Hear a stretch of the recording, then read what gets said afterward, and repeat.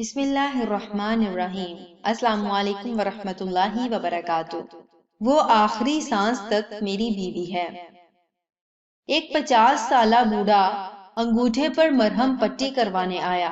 وہ بار بار جلدی کرنے کا کہہ رہا تھا۔ ڈاکٹر نے وجہ پوچھی تو اس نے کہا، بیٹا میں 8 بجے دوسرے ہسپتال پہنچتا ہوں۔ آندھی ہو، سیلاب ہو، بارش ہو، سردی ہو، گرمی ہو، میں کبھی لیٹ نہیں ہوا اور آج بھی نہیں ہونا چاہتا۔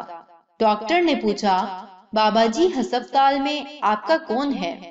بابا جی نے بتایا کہ میں روز صبح 8 بجے ہسپتال پہنچ کر اپنی بیوی کو اپنے ہاتھ سے ناشتہ کرواتا ہوں۔ وہ 5 سال سے بیمار ہے۔ ڈاکٹر نے پوچھا، اسے کیا ہوا؟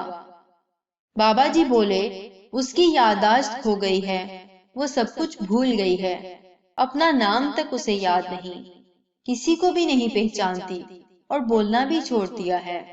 ڈاکٹر نے پوچھا، جب آپ کی بیوی آپ کو پہچان نہیں سکتی اور وہ آپ میں اور وارڈ بوائے میں کوئی فرق نہیں کر سکتی تو آپ روز 8 بجے یہ تکلیف کیوں اٹھاتے ہیں؟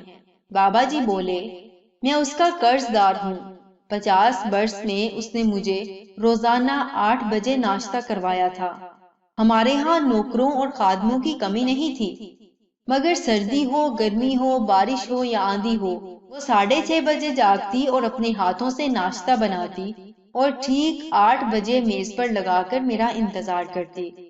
پھر بولے، جہاں تک یادداشت کا تعلق ہے تو یادداشت اس کی گئی ہے، میری نہیں۔ میں تو اسے پہچانتا ہوں نا، وہ آخری سانس تک میری بیوی ہے۔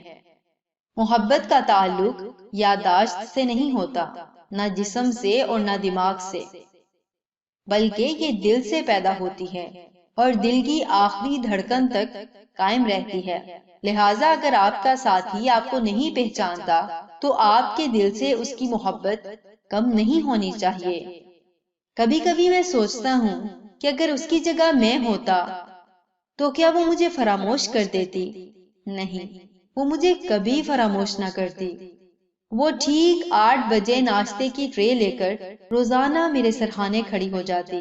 اگر میری یادداشت جانے سے اس کی محبت کم نہیں ہو سکتی تو میری محبت کیسے کم ہو سکتی ہے؟